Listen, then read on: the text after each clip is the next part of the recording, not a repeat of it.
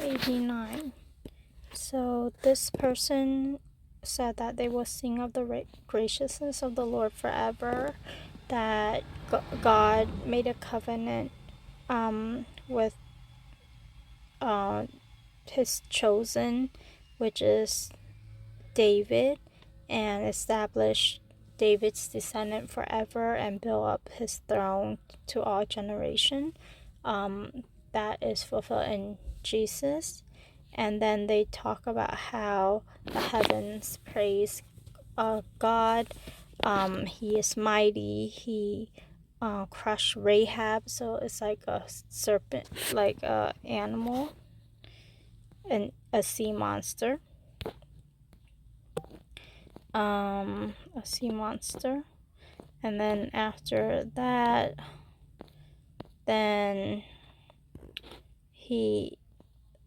they said that the heavens and the earth are God's. Mercy and truth goes before God, similar to what we read previously, where truth and peace and righteousness kiss each other, or those qualities of God: truth, grace, righteousness, and peace. And then so because of God, then their horn, so basically their strength, their kingdom is exalted.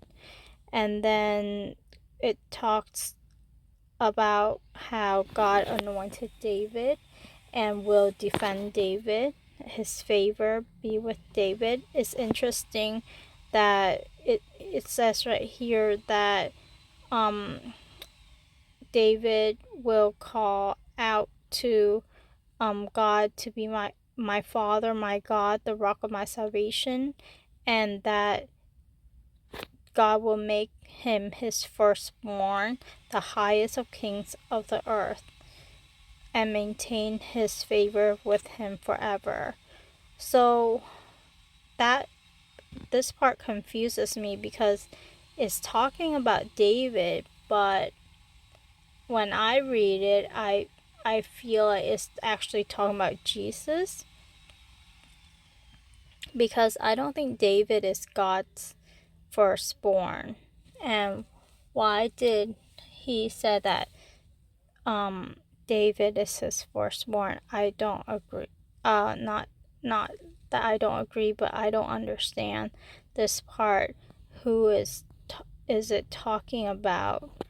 From the context, it sounds like David, but I don't think David fulfilled all of this.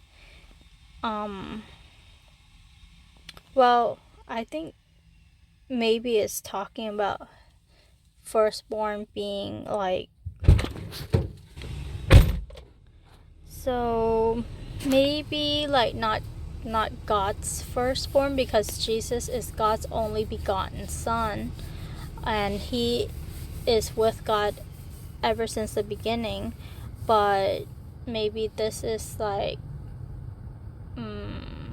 I'm not sure what firstborn in what sense that is, but because it says in verse 30, if his sons abandon my law, so David had sons and Jesus doesn't. So God will punish his son, David's son, with a rod, but will not withhold God's favor. And this was written somewhere in the Kings. I remember reading it previously, that God talked about this thing. And so yes, God will not lie to David. God sworn by his holiness about this. And his throne, David's throne, will be like the sun before God, and will be established forever like the moon. But then they then say, oh, but God then rejected and refused, that their God was full of wrath. God profaned his crown in the dust, and then the enemies rejoiced, and there was an end to his splendor. and shorten the days of his youth, cover him with shame. So they're asking, how long, Lord? Like, can't to that he hide himself, and where are his former acts of favor which you swore to David? And then so they're asking God, what's happening? You promised all this, but pretty much like you did not keep it. And then they end it with, blessed be the Lord forever, amen and amen.